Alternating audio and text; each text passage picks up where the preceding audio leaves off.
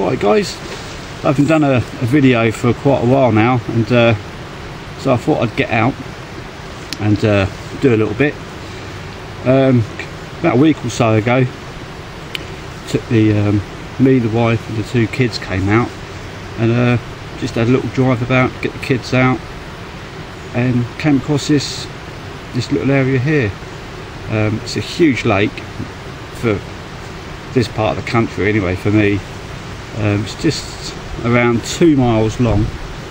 It's got a beautiful weir at one end of it where it's draining, but the bit that really interests me the most is towards the top end of the lake, about 1.25 miles. There's a nice island right in the middle of the lake, so I'm itching to get on it. So yeah, and I found an excellent place to launch my canoe. It's got easy access of the road to get it down on like a little wheelie trolley. So plan is now is to put pen to paper, tap up the chap that owns the estate, which is a lord, and yeah, eat a little bit of humble pie, I guess, and yeah, a few pleases and all that. Hopefully I'll get a chance to get on it, and have I'll probably start this end and do the 1 1/4 paddle. I mean, there's just really odd stuff. I suppose I think the estate, the main house estate, was built in the 1500s, so, and all this was part of it. I mean, it's all returned back to woodland and stuff like that now, but there's just really bizarre stonework and just sticking up here and there. You just stumble across it. I've taken a few photos, so I'll chuck some on this vid, and yeah, I can't wait to. I've bought the full length of it today, and I'm just walking up the other side of it now, so I'm going to check that out. And it also goes into a little river. I think it's the river Node or something it's called, but it's really pretty, really windy. It's not very deep. It's deep enough to paddle, flat bottom canoe that is, and yeah, there's some really pretty little bits. So hopefully, fingers crossed, once I send a little letter off to the Lord, he might go, yeah, go for it. Hopefully. Anyway, I'll get back to you in a minute. There's a little stove that I use when I'm just on a little day trip that I want to show you. Okay, this is a British Army number 7 cooking tin. Basically, there is a petrol. It says on the stuck inside it's a gasoline, so obviously a petrol, like a Primus, actually did go into this. A tiny one, you can see it by my hand, you know. It's got some little vents on the back, and but what I've done with it, because I haven't got the Primus to go in there, is you open up the lid, side drops down, got my little brew kit,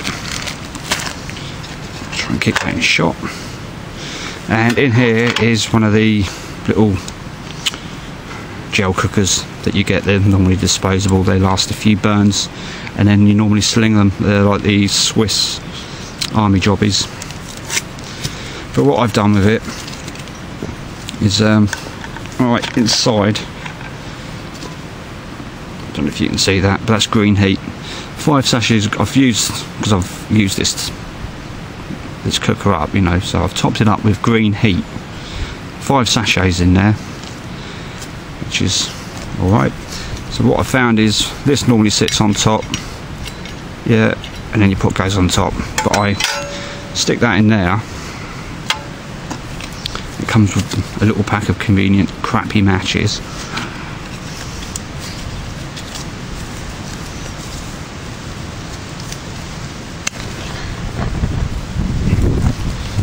Yeah, crappy.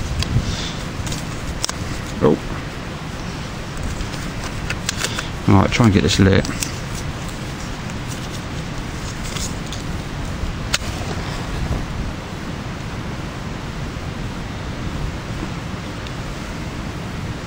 It's difficult to see it in this light. Yeah, it's lit. And then I just pop that on top of there, and there she blows. Close this up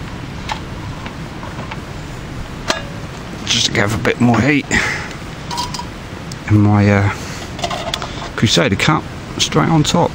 And you snuff it out the same as you do with the Trangier cookers and that, you know, the mess burners. So just chuck the lid on top, and I should get a few burns out of that. So yeah, but it's quite handy, it's quite compact. This cools down really quick after you've finished using it, which I like. You know, so if you're on the if you're on the plod, you don't want to hang about, yeah, do you know what I mean?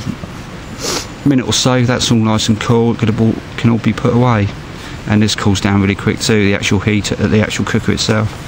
So yeah, it's quite a handy little thing. It's strong, you know, and all the rest of it. So cushy. Right, there we go. It's my first vid for a long time. I think it's over a year or something like that. So but I'll keep you posted, and hopefully I'll get the nod to be able to have a paddle on the lake, even if it's just once, you know. It'd be nice, and do an overnight stay on that little island. There's loads of swans around there and ducks. I haven't seen anything, you know, endangered species. There's no otters and stuff like that. And so yeah, the other thing I have noticed, there is a sign up that it's got the blue-green algae is contaminated. But I think the level of the contamination is basically, if you swim in it, some people will get skin irritations from it, and drinking it is a no-no. Even boiled, you can't drink it if it's boiled. It's got to be filtered through like a carbon filter. Boiling will not make it safe, and it will basically within 10-15 minutes you will be vomiting. That's its main effect is nausea, stuff like that. But if you drank it over a long period of time, I think it starts affecting your liver, if I'm right. I'm not too sure, but no, that's enough to put me off anyway. I don't want to be throwing up. So no, I should be bringing my own water. So there we go. Anyway, thanks for watching. Hope you like it, and I'll speak to you soon, yo. Take care.